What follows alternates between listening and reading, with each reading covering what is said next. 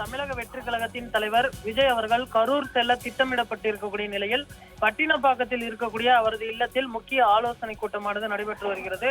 தமிழக வெற்றி கழக தலைவர் மேற்கொள்ளும் ஆலோசனையில் புசி ஆனந்த், ஆதவ் அர்ஜுனா உள்ளிட்ட நிர்வாகிகள் கலந்து கொண்டிருக்கிறார்கள். கரூர் துயர சம்பவத்தில் 41 பேர் குடும்பங்கள் பாதிக்கப்பட்டு இருக்கிறது. அதே போன்று பலரும் படுகாயம் அடைந்திருக்கிறார்கள்.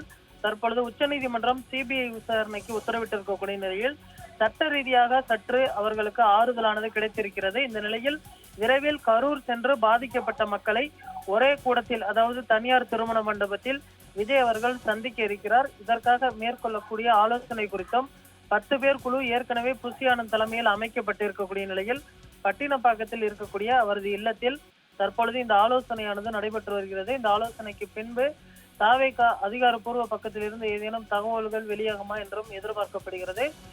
குறிப்பாக கட்சியின் கடந்த 16 நாட்களாக எந்த ஒரு நடவடிக்கையும் மேற்கொள்ளாமல் தொடர்ந்து முடங்கியிருந்த நிலையில் தற்பொழுது விஜய் அவர்கள் அதிகாரப்பூர்வமாக ஆலோசனை மேற்கொண்டு வருவது குறிப்பிடத்தக்கது. கரூரில் பாதிக்கப்பட்ட மக்களை சந்தித்ததற்கு பிறகு தாவேகாவின் கட்சி செயல்பாடுகள் சூடுபிடிக்கும் என எதிர்பார்க்கப்படுகிறது. அதே போன்று சட்டமன்ற தேர்தலுக்கு இன்னும் 1 மாத காலம் மட்டுமே இருக்கக்கூடிய நிலையில் சட்டமன்ற தேர்தல் பணிகளையும் விரைந்து தொடங்குங்கள் என்றும் இந்த ஆலோசனை கூட்டத்தில் அவர் தெரிவித்திருப்பதும் குறிப்பிடத்தக்கது. அதே போன்று 20 லட்சம் ரூபாய்க்கான அந்த காசோலையை அவர் நேரில் வழங்க இருக்கிறார்.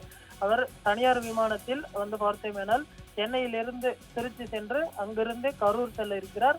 கரூர் சென்று பாதிக்கப்பட்ட மக்களை சந்தித்ததற்கு பிறகு உடனடியாக திருச்சியிலிருந்து சென்னை திரும்ப நீலாங்கரை வீட்டிற்கு செல்லக்கூடிய வகையில் அவருடைய பயண திட்டம் வடிவமைக்கப்பட்டு இருக்கிறது.